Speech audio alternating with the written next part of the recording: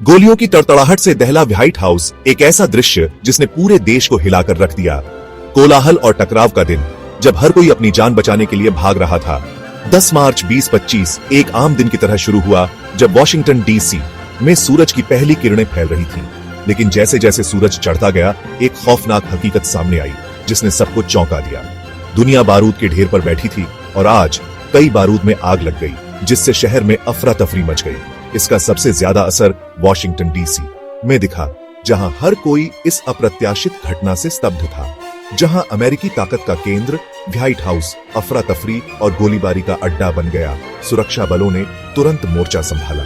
खबरों के मुताबिक आत्महत्या के विचारों से जूझ रहा एक हथियारबंद इंडियाना का आदमी, जिसने इस घटना को अंजाम दिया, राष्ट्रपति भवन के पास सीक्रेट सर्विस एजेंटों के साथ मुठभेड़ में गंभीर रूप से घायल हो गया और उसे तुरंत अस्पताल ले जाया गया।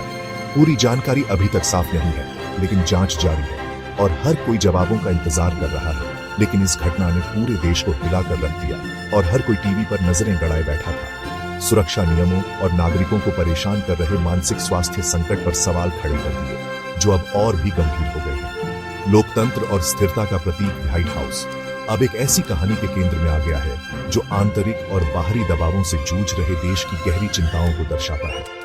यह घटना एक कठोर याद दिलाती है कि सबसे सुरक्षित जगहों पर भी खतरा मंडराता रहता है और हिंसा की आशंका हमेशा बनी रहती है।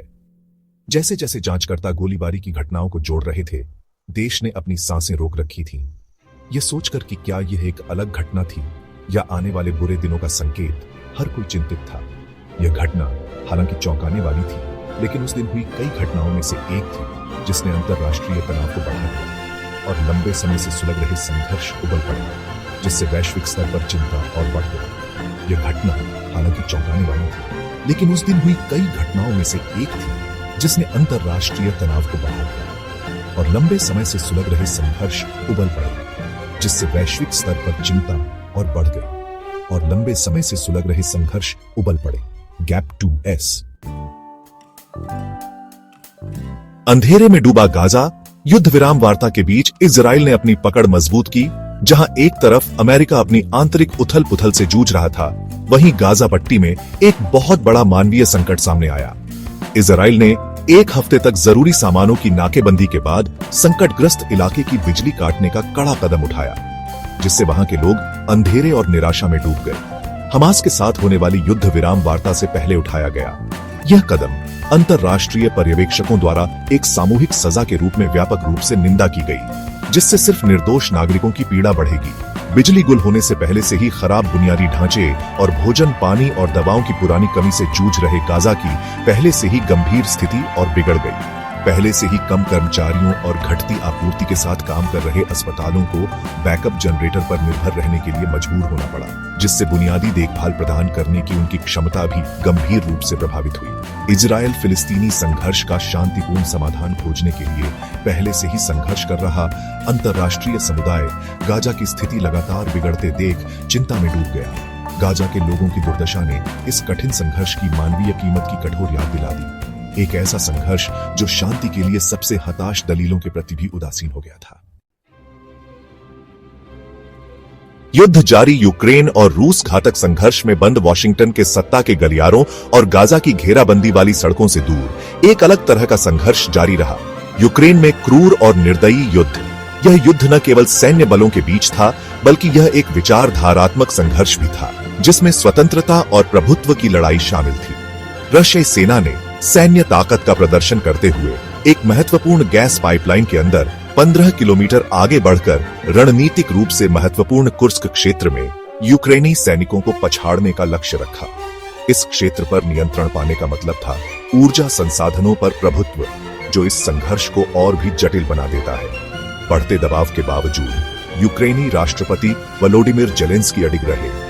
उन्होंने रशियाई आक्रमण को पीछे हटाने और एक उचित शांति हासिल करने के लिए अपने देश की प्रतिबद्धता की पुष्टि की। जेलेंस्की ने अपने नागरिकों को आश्वासन दिया कि वे इस संघर्ष में अकेले नहीं हैं और अंतर्राष्ट्रीय समर्थन उनके साथ है। हालांकि उनके शब्द लगातार गोलाबारी, घटते संसाधनों और आगे रशियाई हमलों के खतरे की पृष्ठभूमि में कहे गए थे। यूक्रेनी सैनिकों को हर दिन नई चुनौतियों का सामना करना पड़ रहा था और उनके धैर्य और साहस की परीक्षा हो रही थी। जमीनी स्थिति गंभीर बनी रही। नागरिक हताहतों की संख्या बढ़ रही थी और लाखों लोग अपने घरों से विस्थापित हो गए थे। एक ऐसे युद्ध की चपेट में आ गए थे जिसका कोई अंत नहीं दिख रहा था। इन विस्थापित लोगों के लिए जीवन एक निरंतर संघर्ष बन गया था, जिसमें वे अपने परिवारों की सुरक्षा और भविष्य की अनिश्चितता से जूझ रहे थे। अंतरराष्ट्रीय समुदाय रशियाई आक्रमण की अपनी निंदा में एकजुट होने के बावजूद एक साथ प्रतिक्रिया खोजने के लिए संघर्ष कर रहा था। यूक्रेन का समर्थन करने की इच्छा और संघर्ष को और बढ़ाने के डर के बीच फंस गया था। विभिन्न देशों के नेताओं के बीच मतभेद और उनके अपने अपने राष्ट्रीय हित इस संघर्ष को और भी जटिल बना रहे थे। युद्ध ने अंतरराष्ट्रीय संस्थानों की सीमाओं को उजागर किया था। एक ऐसी दुनिया में शांतिपूर्ण समाधान प्राप्त करने की कठिनाई पर प्रकाश डाला, जो तेजी से सत्ता की राजनीति और वास्तविक राजनीति द्वारा परिभाषित होती जा रही है। इस संघर्ष ने यह भी दिखाया कि कैसे वैश्विक शांति और स्थिरता के लिए एकजुट प्रयासों की आवश्यकता है, और यह कि केवल सैन्य समाधान पर्याप्त नहीं हो सकते। भाग 4, एक विभाजित राष्ट्र। अंतर्राष्ट्रीय महिला दिवस ने कठोर वास्तविकताओं पर प्रकाश डाला।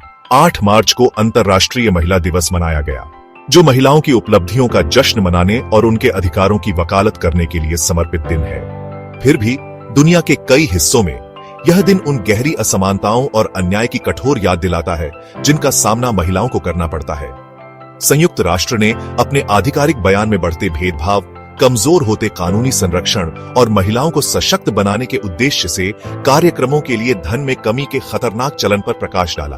काबुल की सड़कों से जहां महिलाओं ने तालिबान के दमनकारी शासन के खिलाफ विरोध प्रदर्शन किया, वाशिंगटन के सत्ता के गलियारों तक जहां प्रजनन अधिकारों की लड़ाई जारी रही, दुनिया भर की महिलाओं ने अपनी आवाज उठाई, हिंसा, भेदभाव और उन प्रणालीगत बाधाओं को समाप्त करने की मांग की जो उन्हें लगातार पीछे खींचती है। लैंगिक समानता की लड़ाई एक विशिष्ट मुद्दा होने से कहीं आगे सभी के लिए एक अधिक न्याय संगत और न्यायपूर्ण दुनिया प्राप्त करने के लिए मौलिक रूप से मान्यता प्राप्त थी।